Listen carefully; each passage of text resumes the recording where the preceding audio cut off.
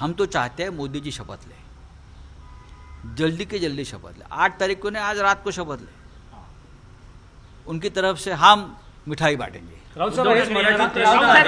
एनडीएच्या बैठकीमध्ये चंद्रबाबू नायडू आणि नितीश कुमारांनी समर्थनाचं पत्र दिलेलं आहे। असं आहे की ते त्यांच्याबरोबर सध्या त्याने एकत्र निवडणुका लढलेल्या आहेत, त्याच्यामुळे त्यांना ते समर्थन पत्र द्यावं लागेल।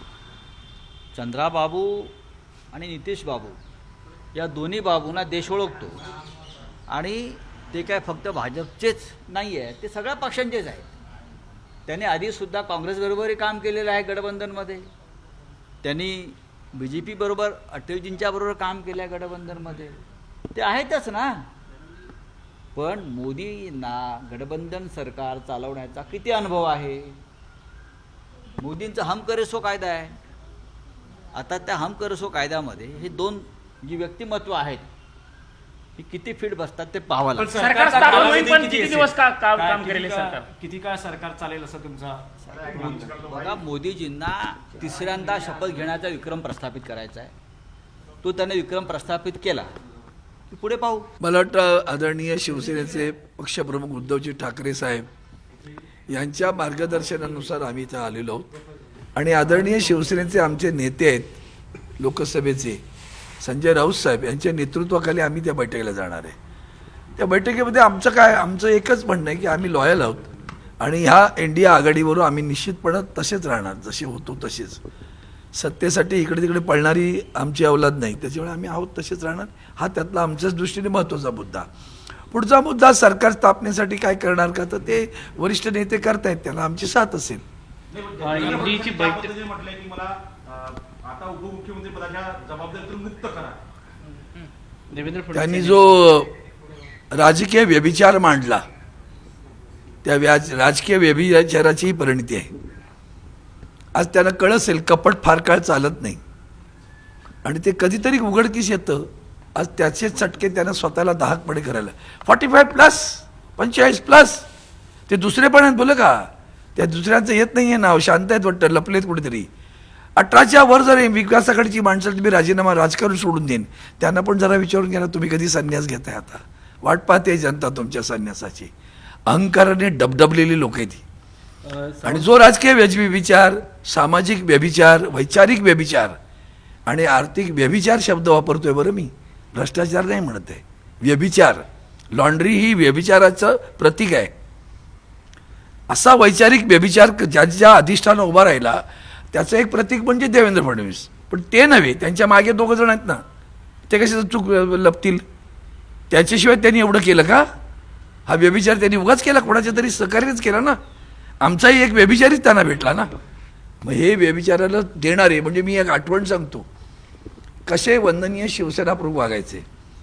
केशुभाई पटेल भारतीय जनता पक्षाचे गुजरातमधले नेते, ते तिथे त्यांच्या आपसामध्ये भांडणं झाल्यानंतर केशुभाई पटेल वंदनीय शिवसेना प्रमुखांना भेटायला आले।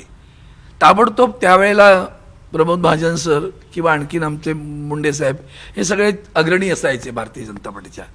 ताबडतोब त्यांचा फोनाफोनी साहेबांकडे भेटवर काय चाललंय केशुभाई साहेबांनी सांगितलं, मी निष्ठेनं युती पाळतो बरं का।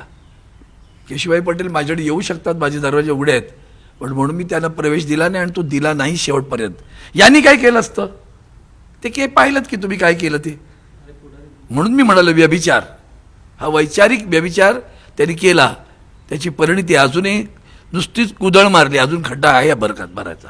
अमोल कीर्तीकर यांच्या पराभवानंतर त्याच्या संदर्भात तुम्ही राष्ट्रपतींना तिथं सुद्धा सांगा, बोलू आम्ही विषयात, माननीय संजय राऊत साहेबांशी मी या विषयावर बोलेन आणि बघू काय करायचं ते। पण तिथं सुद्धा असंच आहे, हेराफेरीच आहे। आजही आमचा दाट संशय आहे त्या पोस्टल मतदानामध्ये आलेल्या संदर्भात हेराफेरी केली गेलेली आहे, त्याशिवाय अमोल कीर्तीकरांचा पराभव होऊ शकत नाही। सावंत साहेब, फक्त महाराष्ट्रात नाही तर उत्तर प्रदेशमध्ये देखील जागा कमी झालेल्या आहेत, पण देवेंद्र फडणवीसच राजीनाम्याची भाषा करतात। ते तुम्ही फार त्यांचं कौतुक नका करू, तुम्हाला दुःख बिक्ख झालं का?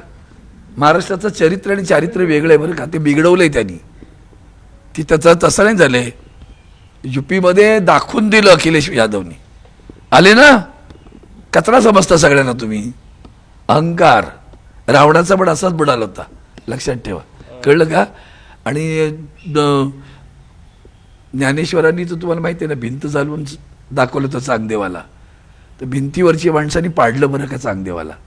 राज्यात एक बातमी सावंतसाहेब तुमच्या 2019ला 18 जागा आल्या होत्या, यावेळेस 9 जागा आलेल्या आहेत. हो कबूल आहे ना, पण तुम्ही एक विसरताय, शिवसेना फोडली, सत्तेचा गैरवापर करणारी, मी आत्ता एक शब्द वापरला काळेसाहेब, तुम्ही विसरू नका बरं का. हां, तुम्ही सुद्धा त्याच्यात सामील आहात बरं, सगळे एक्झिट पोलवाले तुम्हीच. तुमच्याबद्दल सुद्धा चिंता व्यक्त करतो मी, कारण हा चौथा स्तंभ जेव्हा असा ढासळेल ना खोट्या बातम्या देण्याने, त्यावेळी तुमची विश्वासार्हता संपेल बरं का. त्याचा तरी गंभीर विचार करा बरं. नको त्या गोष्टीचा विचार करताय, त्याविषयी तुम्ही एक्झिट पोल दिले तेव्हा तुम्हाला विचारतो ना, तुमच्या थोबाडांनी 400 एकत्र जायचं, त्याचं काय झालं, त्याचं उत्तर द्या बरं. द्या ना उत्तर. 400 पार काय झालं, उद्धवजी म्हणाले तडीपार केलं ना, तडीपार 235 राऊंड ठेवलंय, लक्षात ठेवा. त्यामुळे असल्या गोष्टी जरी असल्या तर आता त्याच्यातलं उदाहरण दिलं तुम्हाला मी 10.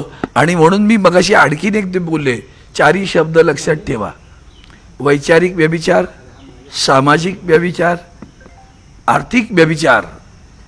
काय पैसा वाटतात ही माणसं, त्यांना विचारा ना. मॉनिटायझेशन, भ्रष्टाचार को छोडो, खातो न ती, देता कुठून पैसे, मग खातो न ती. तर आमच्यासारख्यांचे हाल आहेत कुत्र्यासारखे. हे तुम्हाला माहिती नसतं का? माहिती आहे ना तुम्हाला, तुम्ही नाही बोलत. धाडस करून बोला एकदा, बघूया काय होतं. सावंतसाहेब- चॅनल बंद होईल का? नाही होणार. उघडा नाही का दुसरं शोधपत्रिकेत, एकेकाने कधी किती खर्च केला, काय केलं कळलं ना, जरा कळू द्या ना जाऊन समजायला. आणता कुठून असं भाजपला विचारलं का कधी? ज्या भाजपचं एवढंसं झोपडं पण नव्हतं महाराष्ट्रात कार्यालय, अख्ख्या महाराष्ट्रात त्यांची एअर कंडिशन कार्यालय, हे सप्ततारांकित आहे. विचारा ना पैसे कधी कुठं आणले म्हणून. विचारलं कधी? विचारा कधीतरी, कळू दे लोकांना. PM केअर फंड काय आहे, तो केअर कोणाची घेता ते पण कळू दे ना. त्यामुळे ह्या सगळे प्रश्न. अजितदादांच्या जवळपास 10 आमदारांनी सुप्रियाताईंना अभिनंदनाचा मेसेज केलेला आहे. चांगली गोष्ट आहे. करण्यासाठी इच्छा व्यक्त केल्याचं देखील समजतंय. संस्कृती आहे महाराष्ट्राची अभिनंदन करण्याची, बाकी पुढचा विषय माझा नाही.